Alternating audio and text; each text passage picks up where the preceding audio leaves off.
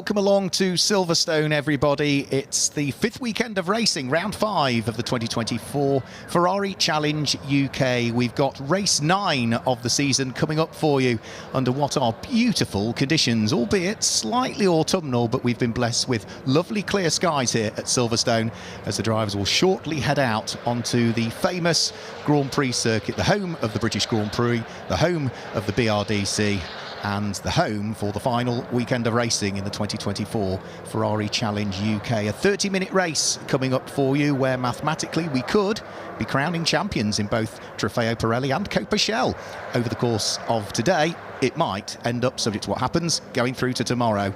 Track temperature has climbed throughout the course of the day. It was a fairly chilly 22 degrees track temperature earlier on. It went to 25 for qualifying. It's now heading towards 30 degrees. The track temperature, the air temperature, still not bad, is it, for this time of year? 18 degrees. And the wind has increased slightly, only by a couple of kilometres per hour. So that shouldn't affect the cars as they wander out onto the circuit, ready to form up on the grid. So let's look back at some of the highlights that we saw from qualifying earlier on today.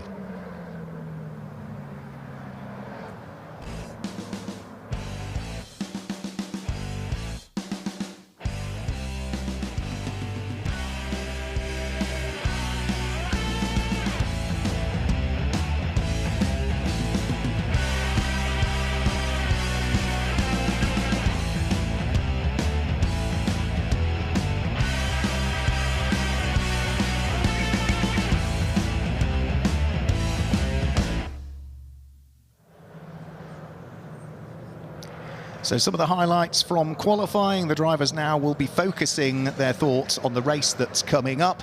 And for one of the drivers on the grid, Peter Hunter, he's hugely charismatic. He's a very enthusiastic driver. So what a better person to give us a guided tour of the Ferrari paddock.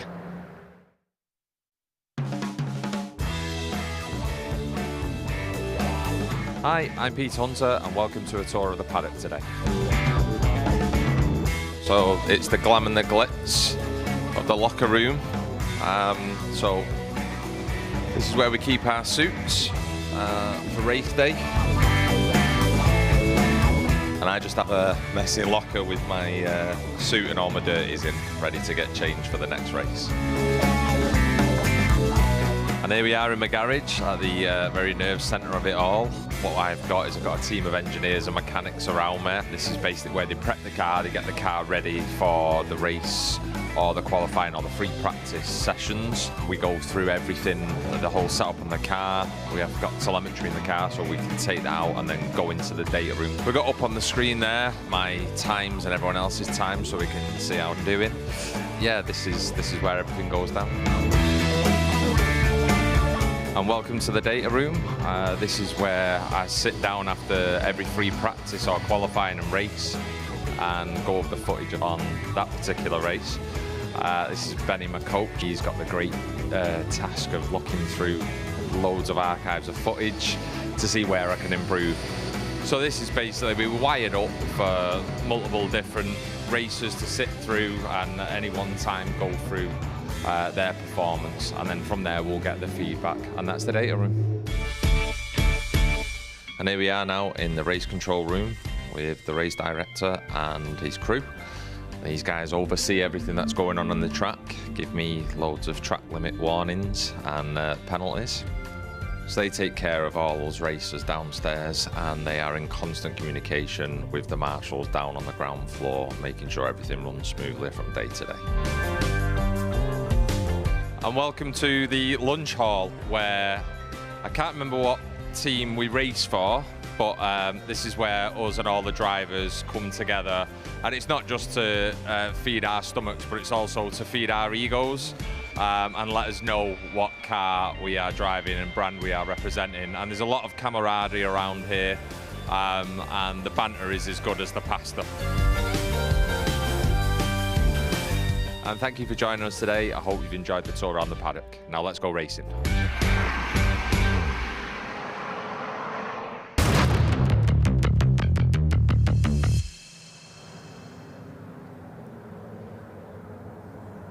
So fantastic insight from Peter Hunter as to what goes on in the background of the Ferrari Challenge UK rather than just the racing action that you see out on circuit. And here's one of a few characters that we've got on the grid in the 2024 Ferrari Challenge UK, which draws a close to its season here at Silverstone this weekend. The 2025 calendar will be announced very shortly indeed.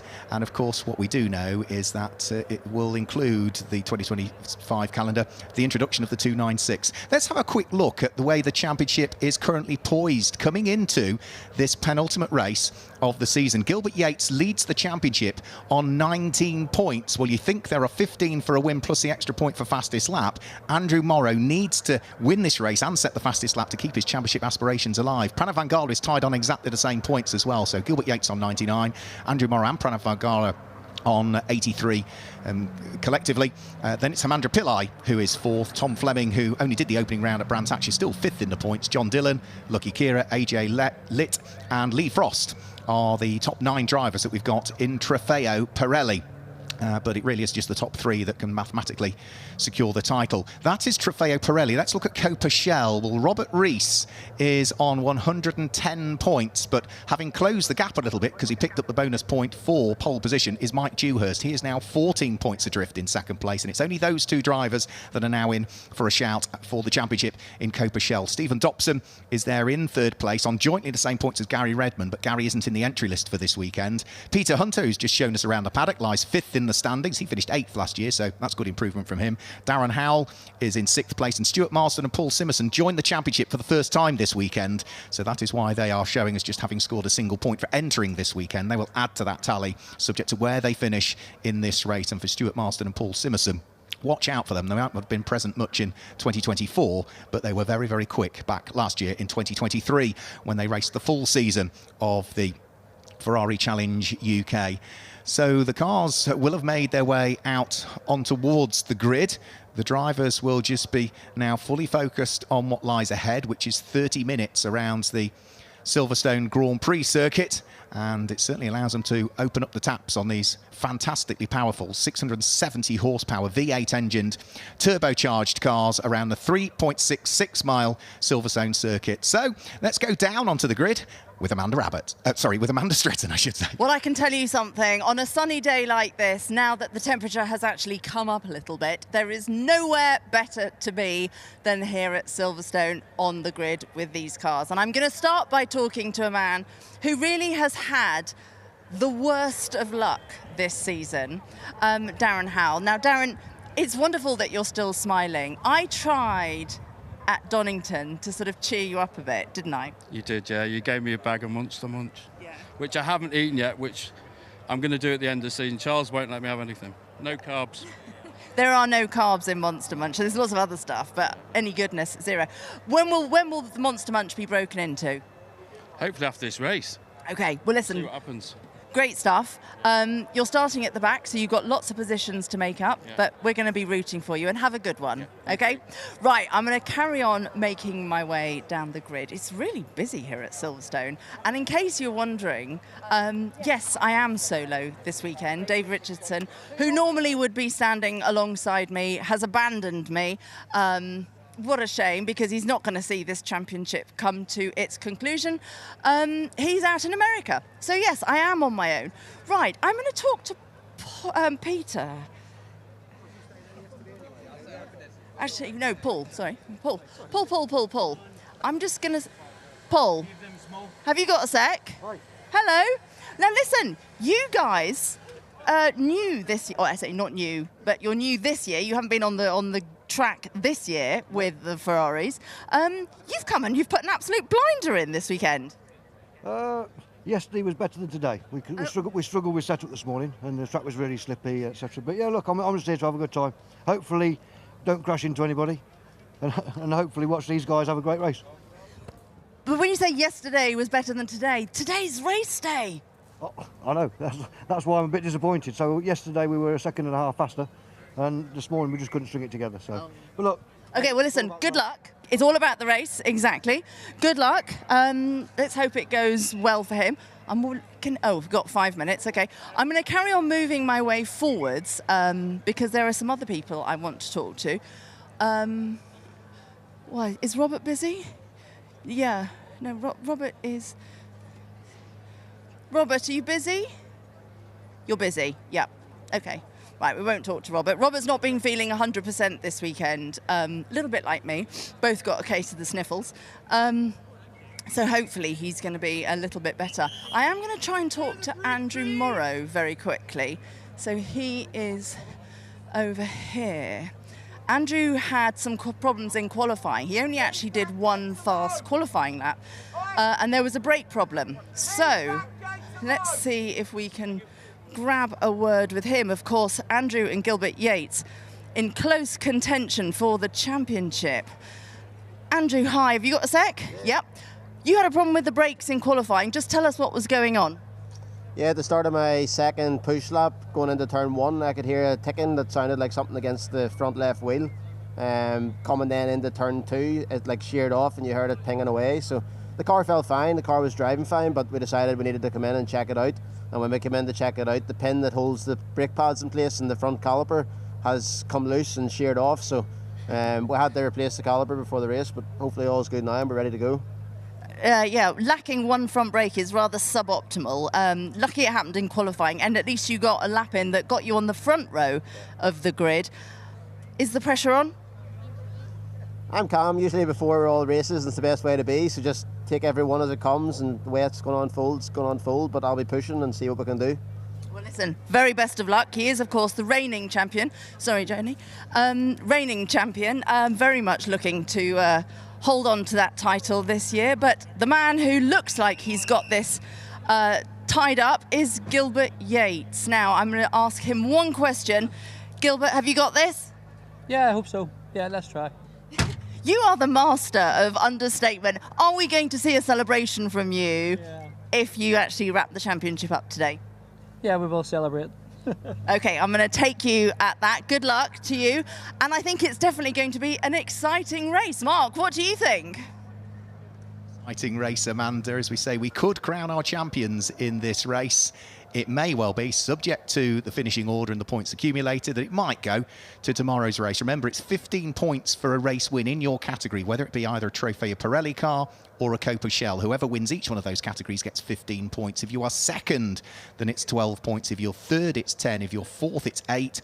Fifth would give you 6. Sixth would give you 4 points. Seventh would give you 2. Eighth would give you a single point. There's that extra point for fastest lap, remember? And of course, the extra point for pole position has already been allocated. So Gilbert Yates has already added 1 extra point to his championship tally as a result of qualifying on pole position in Trofeo Pirelli. And Mike Dewhurst has added an extra point as a result of qualifying on pole position in Copa Shell. So for Gilbert Yates, that is his 7th pole position of the 9 races we are about to have concluded.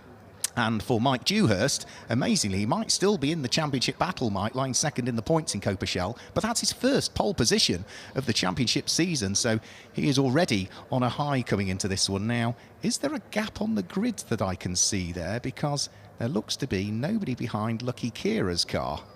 And Lucky Kira's car should have Mike Dewhurst behind it, but I cannot see a yellow car on the grid.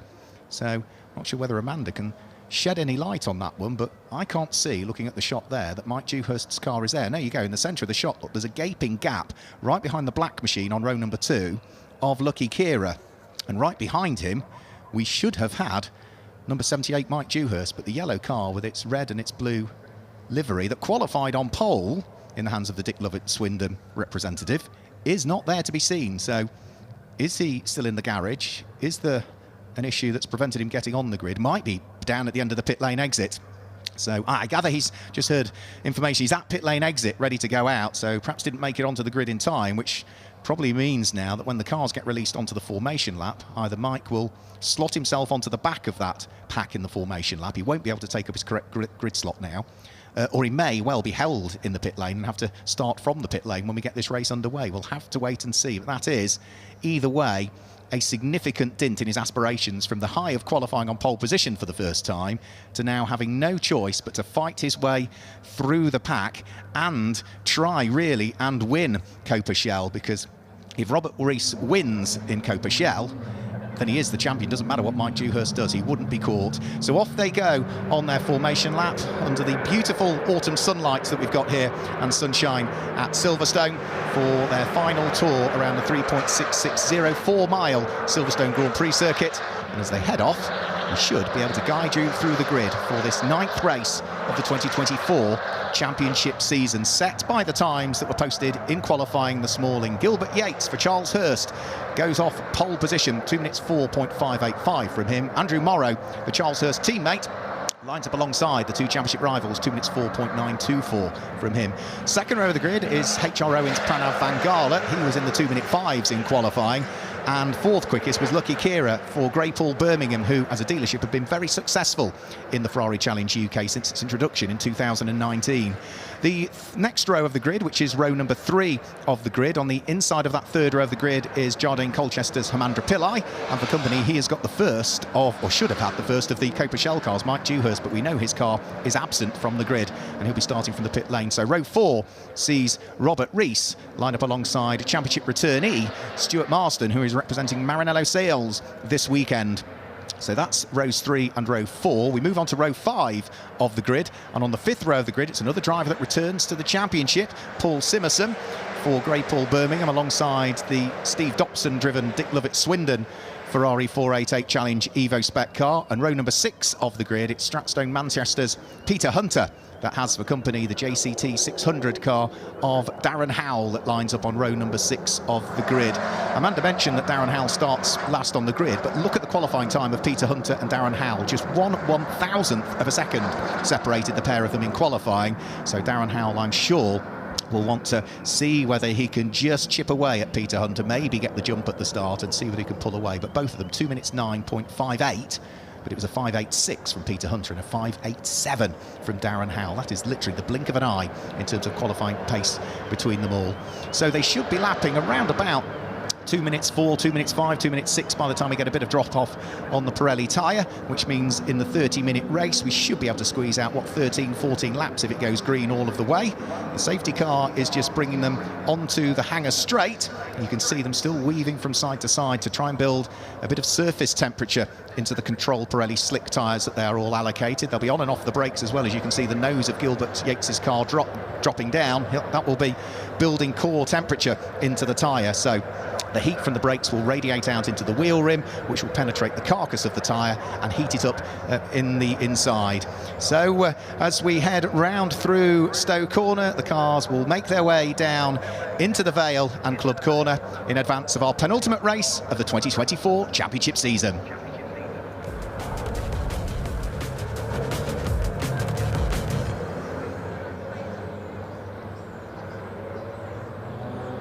So the lights are on the gantry. The safety car is peeling its way in towards the pit lane. It is Gilbert Yates and Andrew Morrow, the 2 drivers that are fighting it out at the sharp end of the championship for Trofeo Pirelli, that sit there on the front row of the grid. The green car is Pranav Van Gala, who mathematically could also scoop up the title should things go his way. Neat 2x2 order as they head round through Club Corner. The red lights are on the gantry. They control the pace as they head up towards the red lights, which flash their way out now. We're racing for the 9th time in the Ferrari Challenge UK 2024. A good start from Gilbert Yates. Andrew Morrow slots himself through into 2nd place, and it looks as though Lucky Kira is there in 3rd place. Amanda Pillai has got the jump on Pranav Van Gala almost for 4th place. Does the pink car get ahead?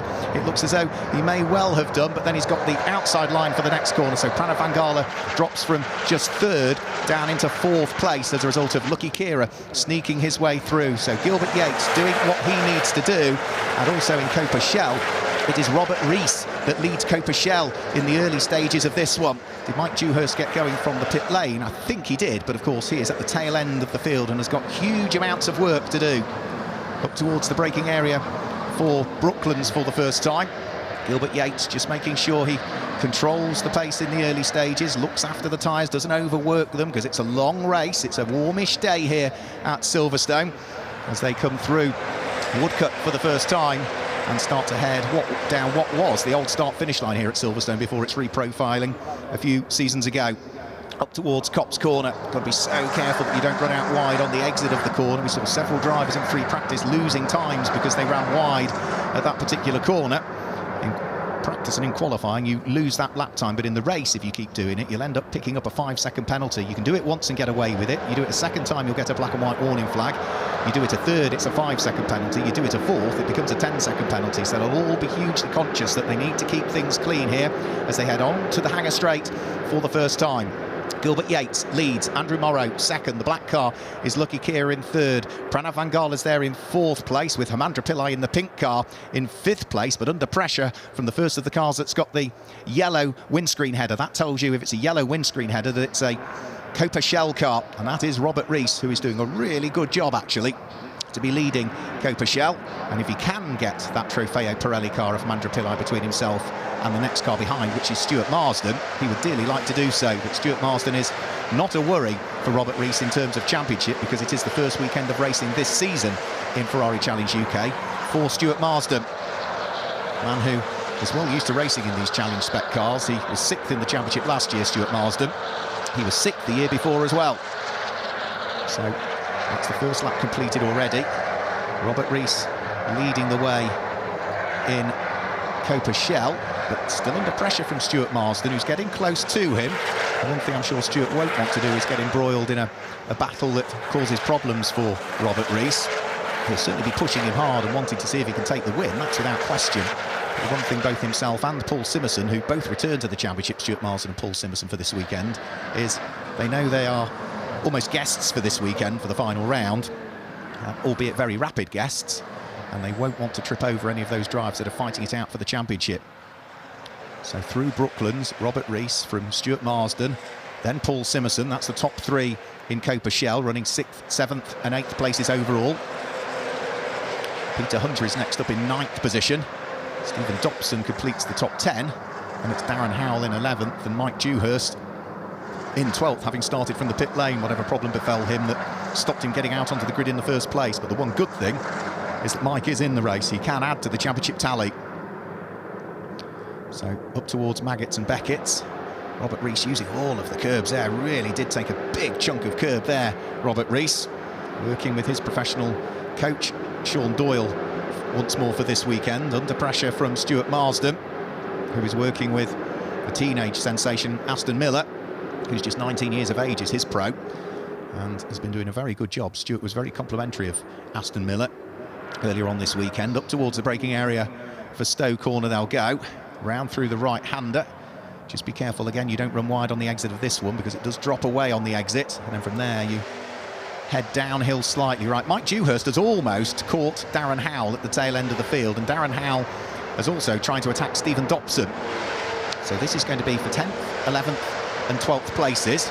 And the yellow car that's at the back of this train is the car that qualified on pole position in Copa Shell. So Mike Dewhurst will want to get on with it here and try and pick up a place if he can. He's sitting firmly in the slipstream of Darren Howell as they come up the Lewis Hamilton straight and then flick their way in towards the fast right-hander at Abbey. Now this could be the opportunity here for Mike Dewhurst to try something outside at Farm. Would give him the inside line for the braking area for Village, and through he goes. He was almost on the grass coming out of Farm. Just kept it within the confines of the circuit, but that's at least one place picked up now for Mike Dewhurst. He now moves up to 6th in Copa Shell. That would give him 4 championship points. But whilst Robert Rees is leading, that is not sufficient. Mike Dewhurst really needs to scoop up the win in Copa Shell if he wants to keep his championship aspirations alive. So down the Wellington Straight, through the next left-hander, which is Brooklands. The next target for Mike Dewhurst is going to be Stephen Dobson's car. Stephen Dobson is working with his pro driver Rob West yet again this weekend. And as they accelerate their way out of Luffield and round through Woodcote Corner, the first 5 minutes of the race have already elapsed. Out front it's still Gilbert Yates, leading overall, remember, leading Trofeo Pirelli from Andrew Morrow and Lucky Carer. Lucky's fallen away a little bit though, he's now 3 seconds adrift of the leading pair, who are still together, aren't they, as they come down the Hanger Straight. They're on lap number 3 at the moment, 0.6 of a second was the gap. It looks as though that has come out a little bit more through the middle sector of this lap. Gilbert Yates was about half a second quicker through the middle part of this lap than Andrew Morrow, so I think the gap might have almost come up towards the best part of a second potentially by the end of the lap. So through the club chicane, Andrew Morrow, who's been busy racing the 296 in the European Regional Series, over the start finish line they'll go, and the gap it's almost doubled yet to come out to 1.218 seconds that time through, as Gilbert Yates, our race leader, sets the fastest lap of the race that we've seen so far. 2 minutes 5.334 from Gilbert Yates. That nets him the extra championship point. And well, for Andrew Morrow, that is, at the moment, if they stay where they are and the fastest lap stays where it is, I think that is enough for Gilbert Yates to be crowned the champion in this race. But there's a long, long way to go yet. 23 minutes of the race still remain. And Gilbert Yates leading the way and extending the margin last time through. Another place gain for Mike Dewhurst from the pit lane start. Similar place to he overtook Darren Howell on the previous lap. So he's clearly confident on the brakes going in towards Village, because that time through, a lap later, he picks off Stephen Dobson. And now that moves him up to 5th position in Copa Shell. And 5th place would net him 6 championship points. That's an extra 2 championship points now that he's picked up as a result of that overtake. See the brake discs glowing as he turns his way through Brooklands and up towards Luffield. So the next car for Mike Dewhurst to first of all catch and then try and work out where he can pass is going to be Peter Hunter. So Peter, former rally driver, we saw him racing in the championship last year, did Peter Hunter, where he finished 8th overall in Copa Shell in his debut season in the Ferrari Challenge UK. So Mike Dewhurst, what was his last lap time? 2 minutes 10.3. Peter Hunter's was at 2 minutes 11.4, and that included having to overtake as well for Mike Dewhurst. So he's starting to edge away from Stephen Dobson. He's slowly beginning to reel in Peter Hunter as they head round through Beckett's and then onto the Hanger Straight. So here comes the silver car of Peter Hunter, the yellow car of Mike Dewhurst getting ever closer to him. And what can Mike Dewhurst do about closing the gap on the Stratstone Manchester driver that lies ahead? You can see again the nose of the car dip down to the ground as he heads onto the brakes. Another lap ticked off for Gilbert Yates. The lead advantage grew again by another 0.2 of a second last time through, so he's doing everything right at the moment, Gilbert Yates. 1.4 seconds now to the good of Andrew Morrow.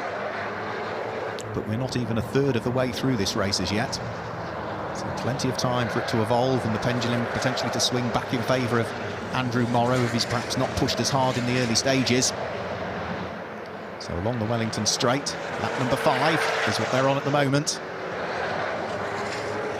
Now Peter Hunter, I think, might lose out again here. Yep, 3 laps on the trot. Mike Dewhurst gains a place, and that again is in towards the braking area for Village. So that clearly is the preferred overtaking spot for Mike Dewhurst. So that's Darren Howell, Stephen Dobson and Peter Hunter. He has picked off on consecutive laps at exactly the same part of the circuit. So along the Wellington Straight goes Mike Dewhurst. Now the next car that he needs to pick up is Paul Simerson. So that's moved him now up into 4th in Copa Shell. So that now picks him up another 2 championship points. So he would potentially be on 8 championship points, which still won't be enough whilst Robert Rees continues to lead Copa Shell and run in what is 6th position overall. Now, it's going to be another couple of laps before Mike Dewhurst, I think, will even catch Paul Simerson. So Paul Simerson heading up towards Copse Corner. Mike Dewhurst only part the way along the National Straight. So there's plenty of work to do. Keep pushing, keep pushing. Still 2/3 of the race to go as he heads out of Copse Corner on lap number 5. And has already started to gap Peter Hunter, who he's taken the place away from. And Peter Hunter in the background looked as though he was falling into the clutches of the number 74 car of Stephen Dobson. So Mike Dewhurst again, as quick as he can through Chapel, carry all of that speed onto the Hanger Straight, closing in on the blue machine that lies ahead in the hands of Paul Simerson. So the Greypool Birmingham car being caught by the Dick Lovett Swindon machine up towards Stowe Corner.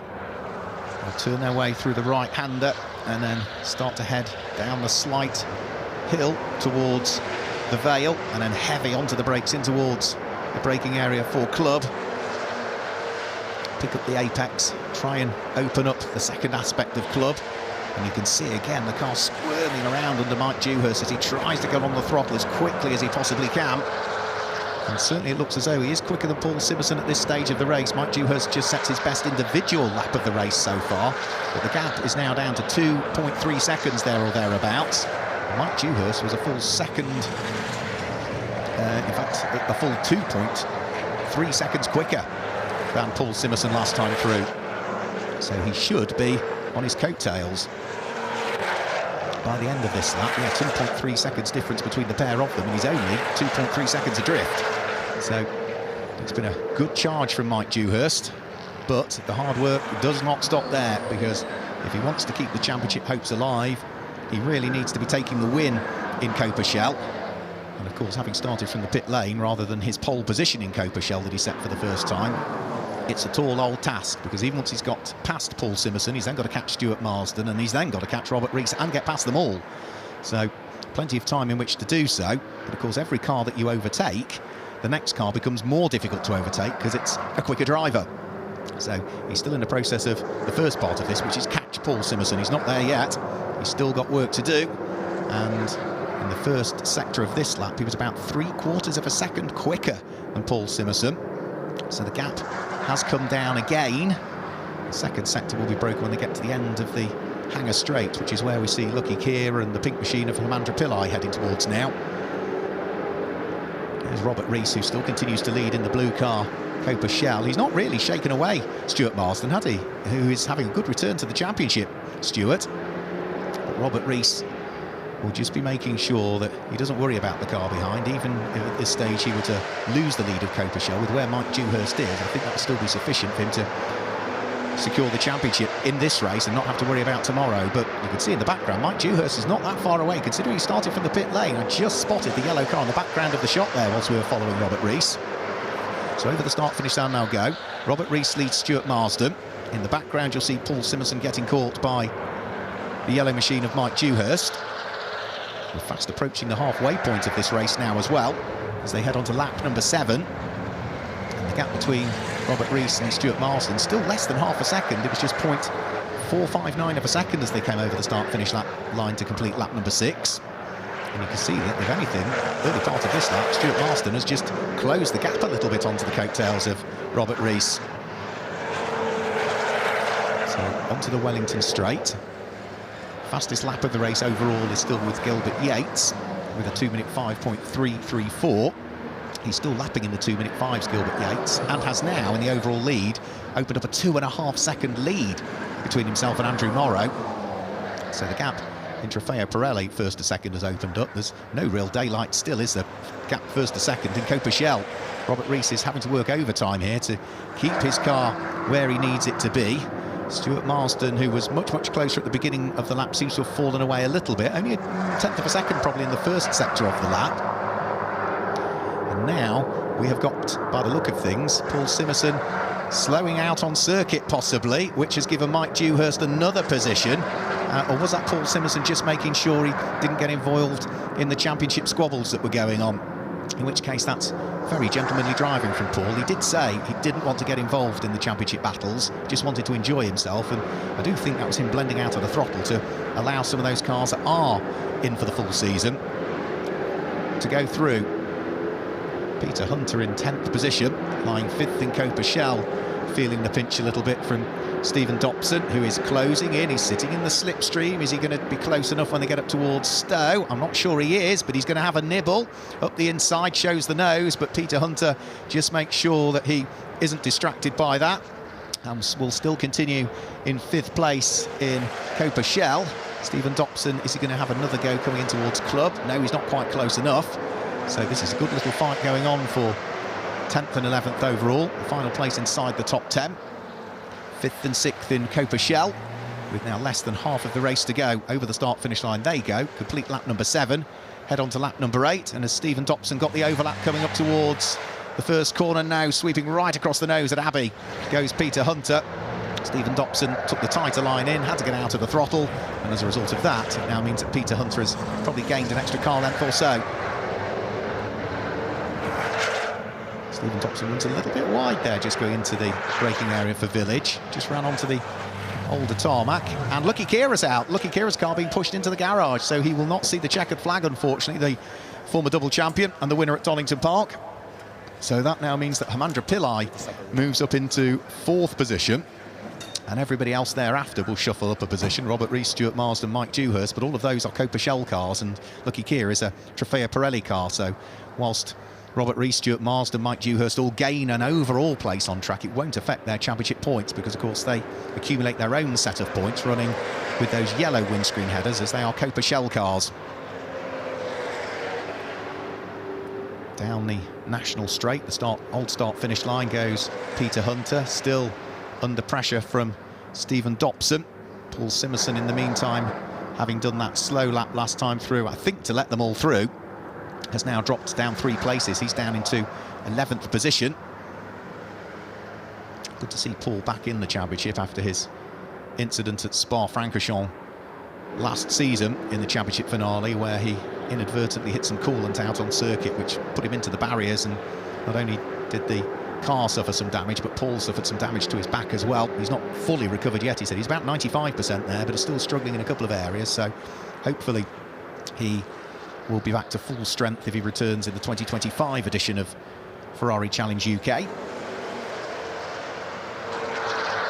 Now, Robert Rees had escaped slightly, hadn't he, Stuart Marsden, but all of a sudden the lead battle in Copa Shell is back together again, just 0.4 of a second separating the pair of them as they concluded lap number 8 that time through, with 12 minutes remaining on the clock. And for Robert Rees, if he stays where he is at the moment, that would put him on 125 championship points at the end of this race.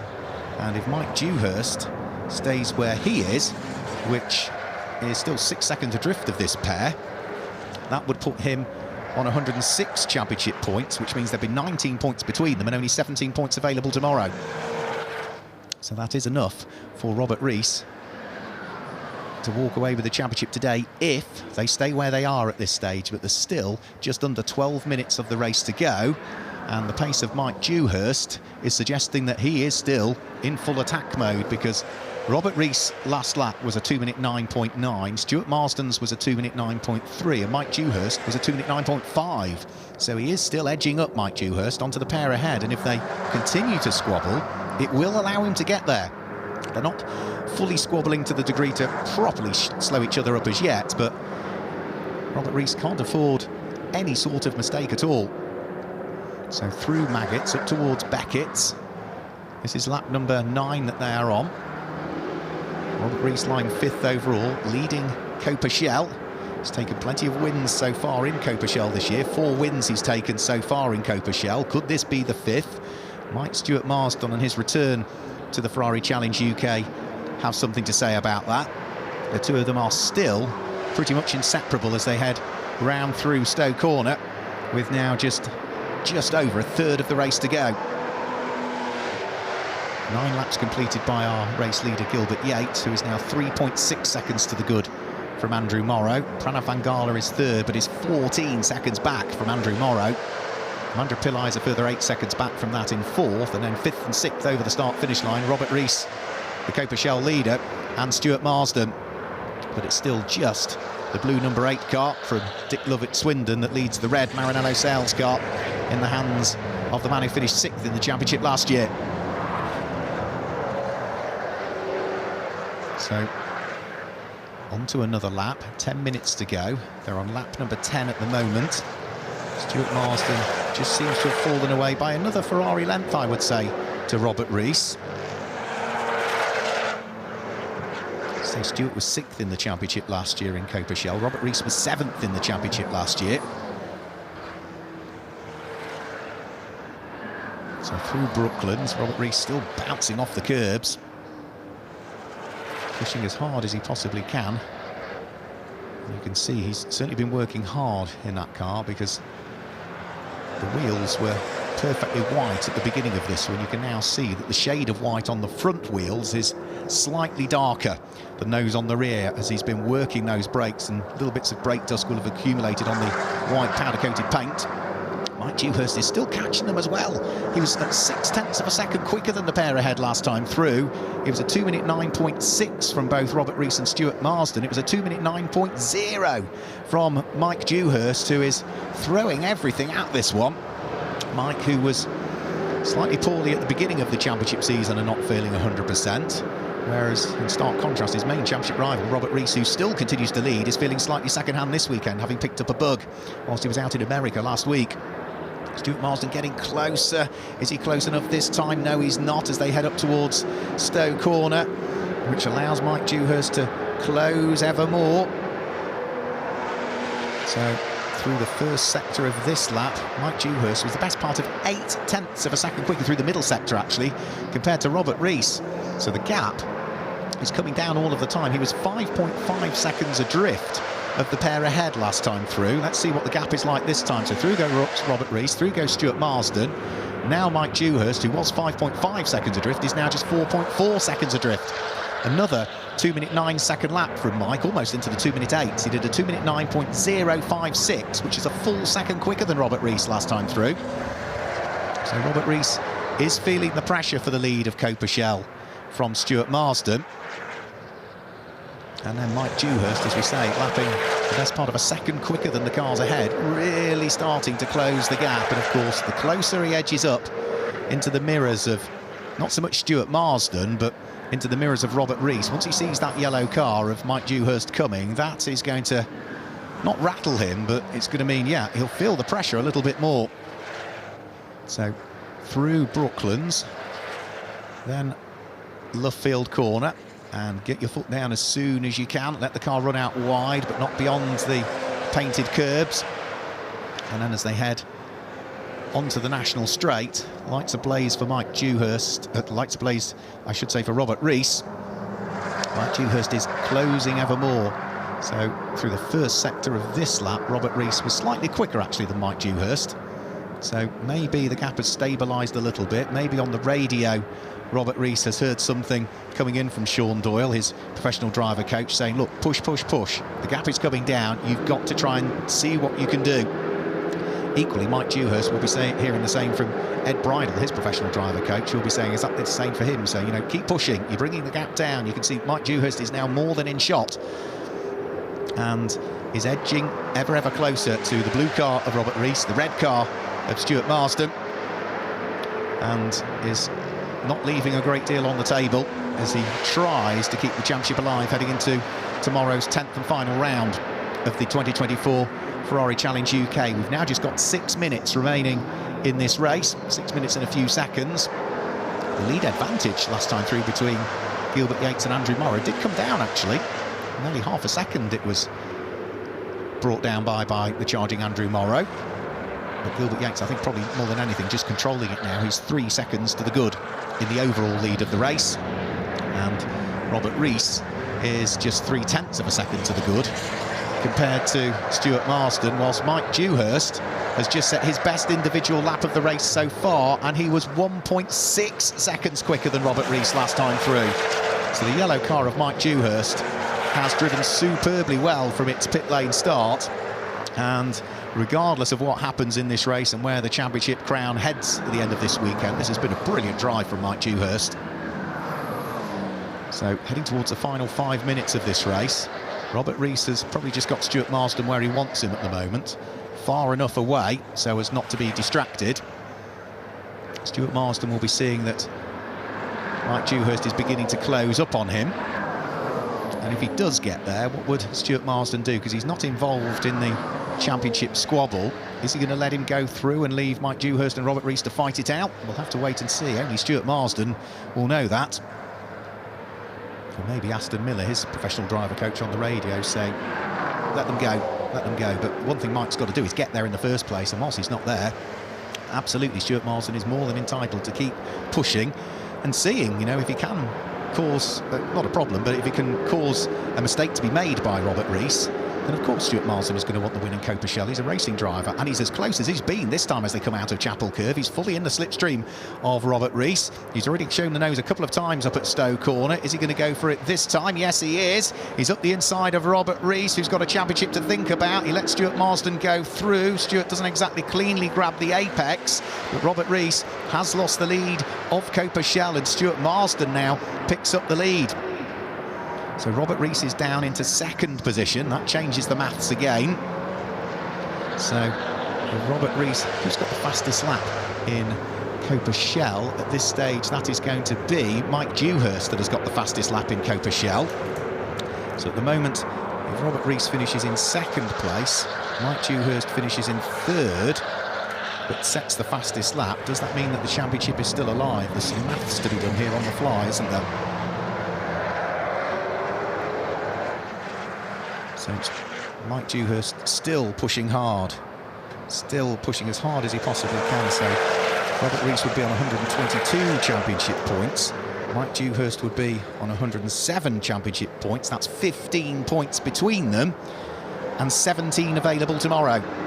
So at the moment, it does look as though the championship might still remain open. Now, for the overall championship and Trofeo Pirelli, Gilbert Yates and Andrew Morrow, first and second. The lead advantage was up to north of 3 seconds at one point. It's back down to 1.8, 1.9 now with 3 minutes to go. Is that Gilbert Yates just controlling the pace? Or maybe has Andrew Morrow just looked after his tyres a little bit and Gilbert Yates is now struggling, having pushed so hard in the early stages to try and open up the advantage. So another lap about to be completed. That is now on to lap number 14 for Gilbert Yates. Andrew Morrow did close the gap, but only by 34 thousandths of a second last time through, so there wasn't a great deal between them. And you can see exactly the graphic at the bottom of the screen now, how much that gap has come down in the last few laps, from almost 3 seconds down to under 2 seconds now, around about 1 3/4 seconds. So Andrew Morrow pushing as hard as he possibly can to try and keep the championship alive.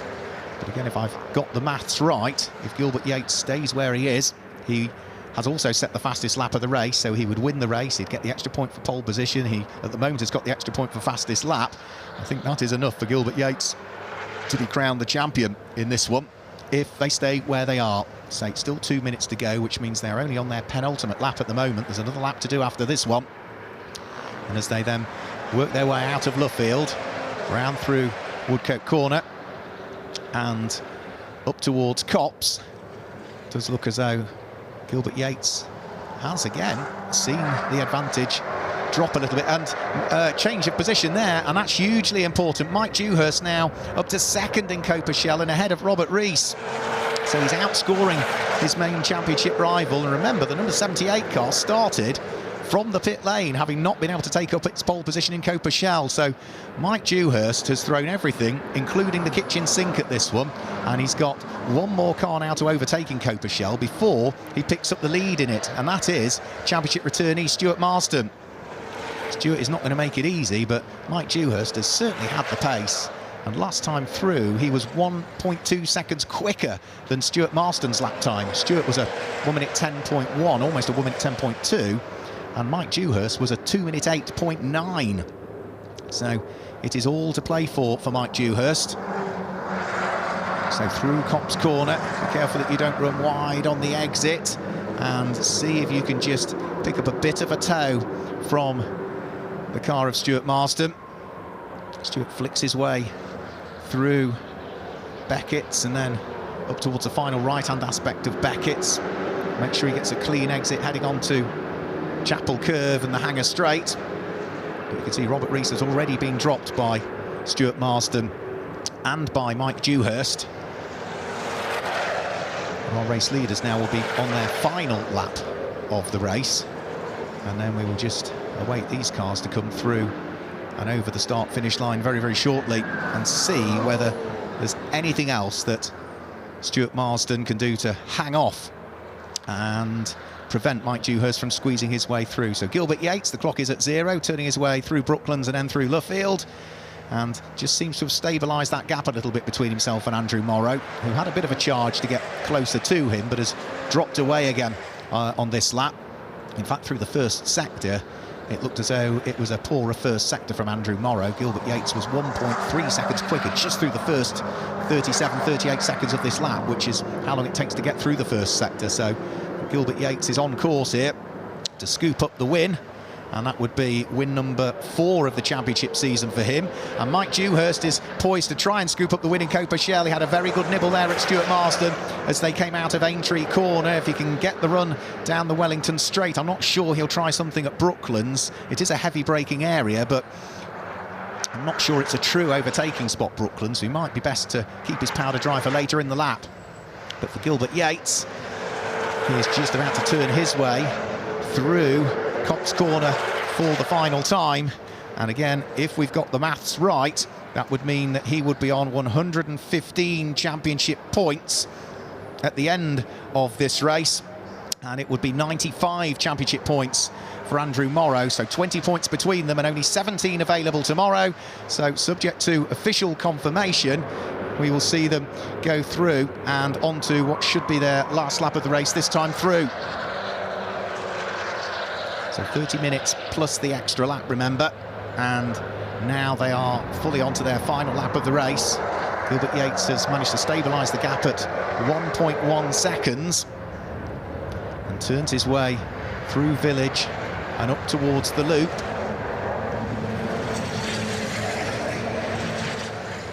Certainly that last lap time from him tells you that he got a bit in reserve all of the time, because it was a 2 minute 6.1 from Gilbert Yates. It was a 2 minute 7.1 from Andrew Morrow.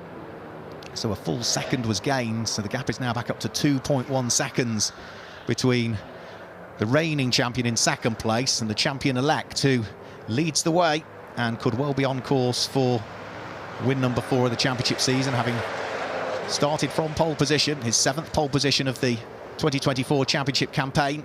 And he's now only got, what, half a lap really to cover around the Silverstone Grand Prix circuit through Copse Corner for the final time, down the short straight towards Maggots and Beckett, and Mike Dewhurst makes contact with Stuart Marsden. A little bit of contact between the pair of them. Stuart Marsden goes off the circuit. I think Stuart was trying to squeeze Mike Dewhurst. Mike Dewhurst equally as much was keen to take the lead of the race. They have shuffled order, tiny bit of contact between the pair of them, but both continue. But Mike Dewhurst has now taken up the lead of Coperchel, which, again, if I've got the maths right, should keep that championship alive for tomorrow. Whereas for Trofeo Pirelli, it does look as though the championship is going to head in the direction of Gilbert Yates for the 2024 championship season. So he heads down through the Vale for the final time, in towards the braking area for Club.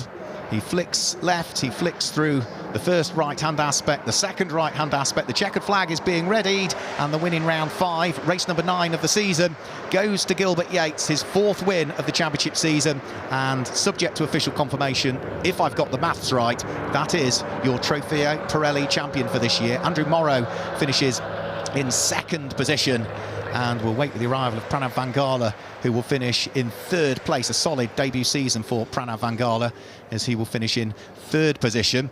We've still got fights going out on circuit as well. Paul Simerson has managed to catch back up with Stephen Dobson as they fight over who wants to be 4th and who wants to be 5th in Coperchel.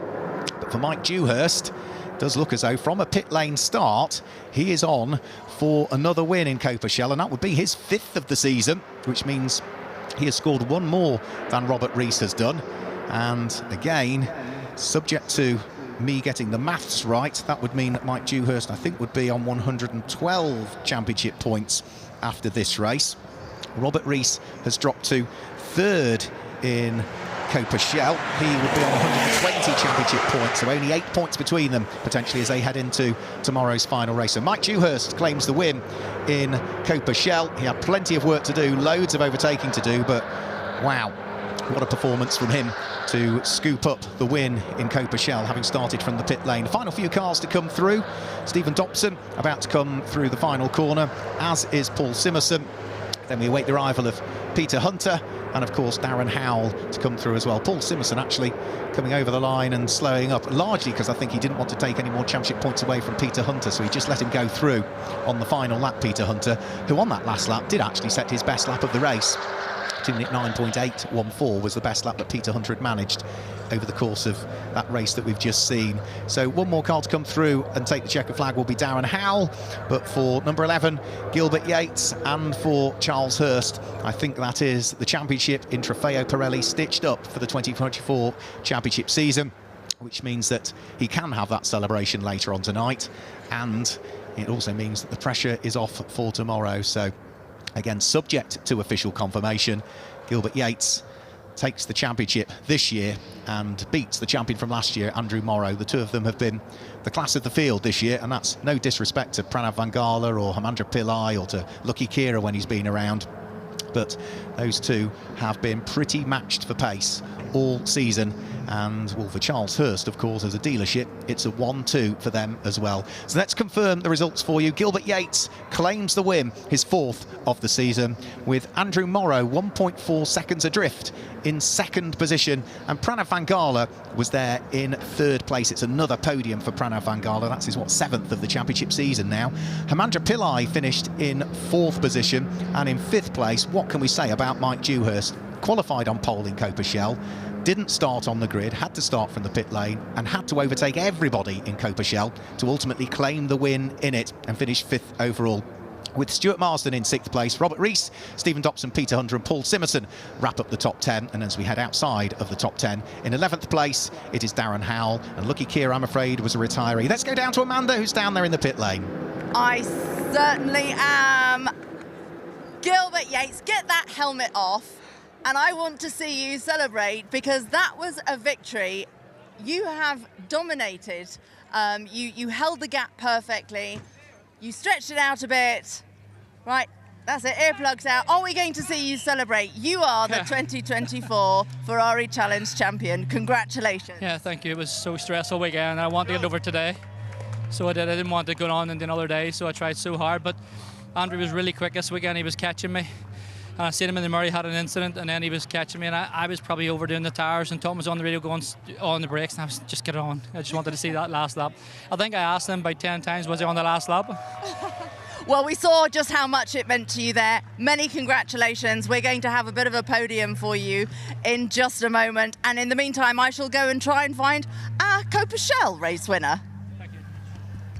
Thanks, Amanda. Yeah, great to see Gilbert Yates smiling on what has been a brilliant season from him. There is Tom Fleming, his professional driver coach, and Tom has had a fundamental part to play in the performance of Gilbert Yates over the course of the 2024 championship season. So we crown one champion today, the Trofeo Pirelli champion, but the Coperchelle championship, as a result of that fantastic performance from Mike Dewhurst, is still up for grabs. That will be decided in tomorrow's final race of the championship. So those go back down into the pit lane with Amanda Stretton.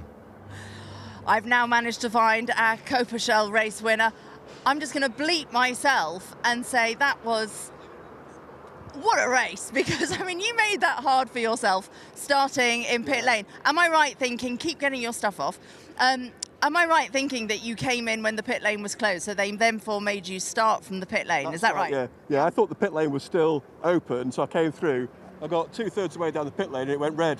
Oh. So, okay, so that's the reason. But then, my goodness, did you make it difficult for yourself? Yeah. And of course, you had a little moment just on the penultimate lap there as well, with a bit of contact. What happened there? I just got a good run around the outside and he defended, but I was already there, so we had a little bit of a rub. It wasn't a big impact or a big contact, but it was, you know, if he hadn't have rubbed me, I'd have gone past him. If he did, the same thing. So a bit of a shame, but no, these things happen, don't they?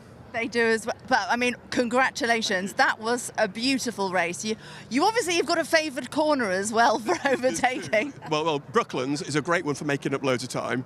Into Maggots and Beckett's is a great one for making up loads of time, and into, is it Stowe? Yeah. So you make up the time there and then overtake around the outside and then up the inside. Shh, don't tell anyone. It'll be on telly, won't it? So they'll see it. Mike Dewhurst, congratulations. You are Coperchelle winner today. Coperchelle winner today. Could he be Coperchelle champion tomorrow, or might that honour go the way of Robert Rees? We really, really don't know. So let's have a look at the championship points then. Gilbert Yates is the champion for this year. He is 20 points ahead of Andrew Morrow. There are only 17 points available tomorrow, and there is no drop scores to take into account in the Ferrari Challenge UK. So Gilbert Yates on 115 points. Regardless of what happens tomorrow, he is the champion.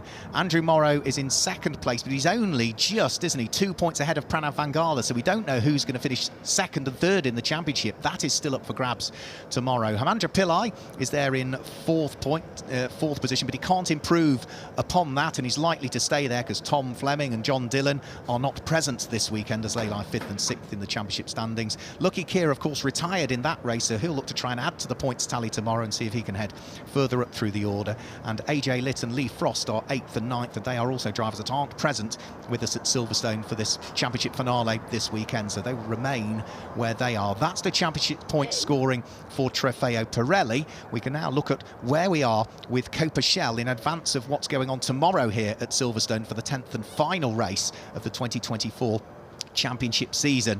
So Robert Rees still leads the championship, but the performance in qualifying and the race from Mike Dewhurst now bring that gap down just to 8 championship points between the pair of them. So it is just a 2-horse race. Either Robert Rees or Mike Dewhurst in 24 hours will be the Copa-Shell champion for 2024. Stephen Dobson is now up into 3rd position, with Peter Hunter up into 4th as a result of Gary Redman being absent this weekend. So he was there in 5th position.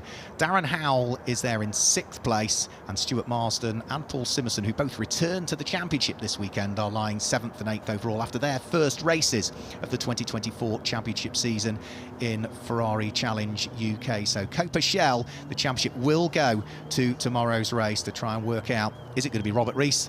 Might it be Mike Dewhurst? We really don't know. Remember, extra point for pole position tomorrow because there's a separate qualifying session, 15 points for the race win, and that extra point for fastest lap, all to be added to those totals. So we've got a bit of maths to do overnight to work out all the championship possibilities for tomorrow. So the drivers and the teams will be slowly making their way towards the podium, which is going to be bathed in sunshine here at Silverstone. And that is just the first of our 2 races this weekend. As we mentioned, the 2025 championship we know will introduce the new Ferrari 296 into the UK championship for next season. The actual calendar of events is going to be announced tonight here at Silverstone, so we'll be able to bring you what the calendar looked like tomorrow when it's been officially announced. But certainly the introduction of the 296 is a brilliant way to get excited already about the 2025 championship season. And the likes of Andrew Morrow, who's been racing the 296 in the European Championship, you know, he raves about it. Every time you mention the 296 to him, he has a huge smile on his face.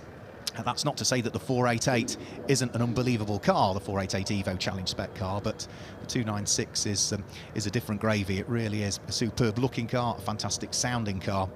And in terms of the aero on it, it is a step forward from the 488, which has been the mainstay of the UK Championship since its introduction in 2019. So you can see all of the team members slowly disappearing further down the pit lane towards pit lane entry end here, and are standing underneath the podium here at the wing. And we will have separate podiums shortly for our top 3 drivers in the Trofeo Pirelli, with, of course, the dealer representative up there as well. We will have a separate podium then also for Copa-Shell, the top 3 drivers in Copa-Shell, and again, the dealer representative of the winning dealer will be heading towards the podium. And then we can do it all again tomorrow with a qualifying session and another 30-minute plus 1 lap race to look forward to. So you can see more and more people all wanting to get involved in the celebrations down there. The cars will now be heading in towards Parc Fermé, which is the technical checks that need doing, just to double check that all of the cars meet the minimum weight limits, and they will just ensure that technically they tick every box in terms of the championship regulations. There's never a problem with that, but it is just that formal process that has to be done at the end of every race. The drivers also need to weigh themselves as well, because you add the driver weight to the car weight to get the minimum weight, and then once you've done all of that, then we know full sure that everything is good. So I think we're ready to go. I think Amanda Stretton is down there ready to conduct our podium presentations. I certainly am. Yes, we finally got all the drivers here. So it is time for the podium. In Trofeo Pirelli, starting in 3rd position, we have Pranav Vangala. In 2nd position, he never gave up the fight, Andrew Morrow. And in 1st position, and the winner of the 2024 Ferrari Challenge, it is Gilbert Yates.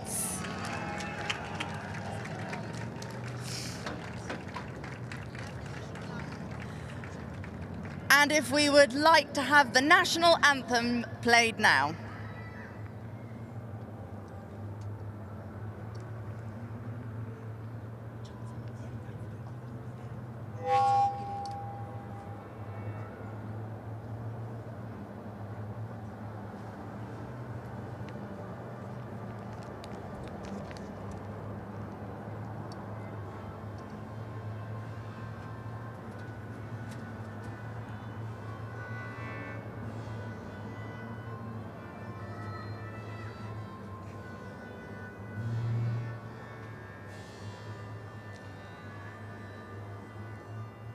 Right, before we get on with the actual trophy presentations, would the dealer representative from Charleshurst like to join Gilbert up on the podium?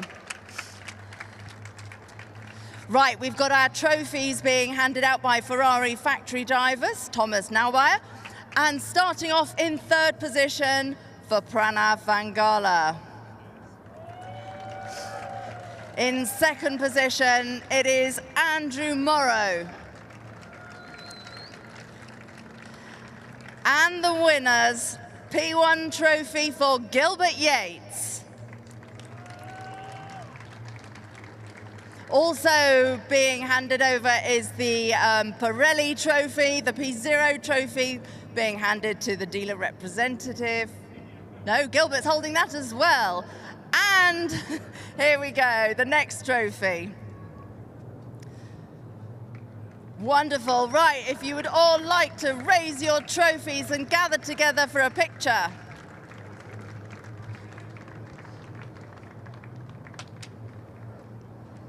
And very wisely stepping away from the next moment. We have a little bit of photography choreography going on here. Keep smiling, boys. Wonderful stuff. Right, now with the champagne. Woo, I'm getting out the way. We have the anthem.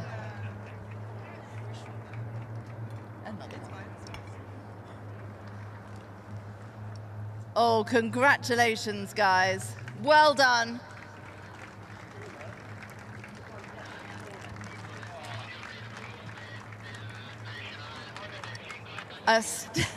Lots of sticky drivers moving away now.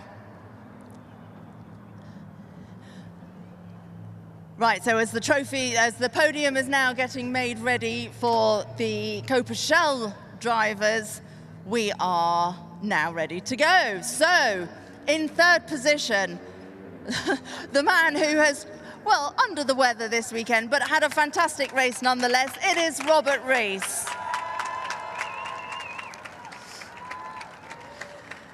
Second goes to series returnee Stuart Marston.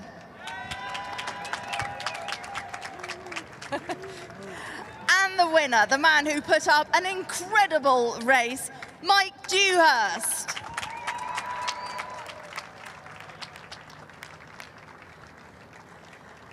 And now, if we would again like to take a moment for the national anthem.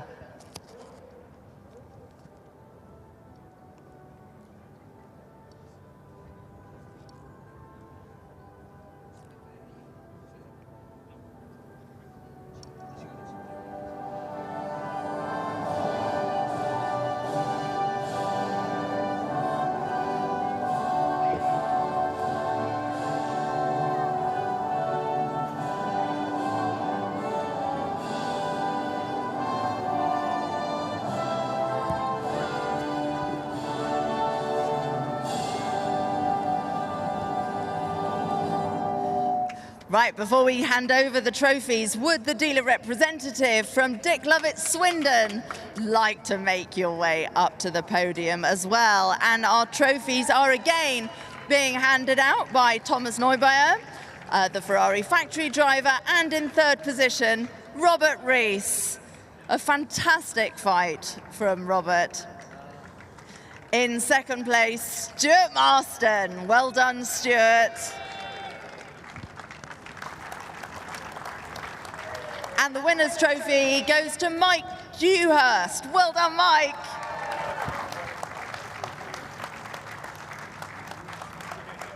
With the dealer trophy as well being handed over to Dick Lovett Swindon. Many trophies for them. So guys, if you would like to get together and have your photographs taken.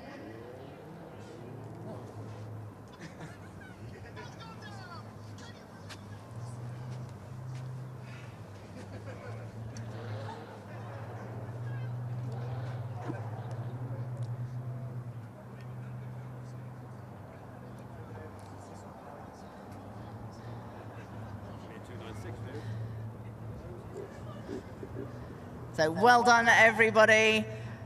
And I'm going to take a step to the side now because here comes the champagne.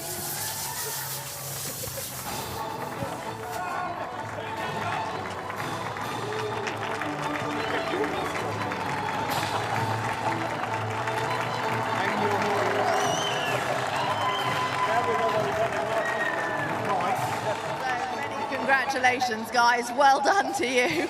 Oof, there's nothing quite like sweaty, champagne-y drivers. But that wraps up the podium for today. Of course, there's more to come tomorrow. But Mark, what was that race like for you? It was a fantastic way to end our first day of racing action here in the final weekend, round 5 of the Ferrari Challenge UK. We'll have race number 9 of the season coming up for you tomorrow. Before all of that, of course, we've got a separate qualifying session. So qualifying takes place tomorrow at 10 a.m. in the morning, and that will set the grid for the final race of the season, which gets underway at 3 o'clock tomorrow afternoon. Remember, we've already crowned one champion today. The Trofeo Pirelli champion is Gilbert Yates for 2024. Who is going to be our Copa Shell champion? Could it be Mike Dewhurst? Might it be Robert Rees? We will find out tomorrow here at Silverstone. So thanks for joining us today. Until tomorrow, we'll say goodbye.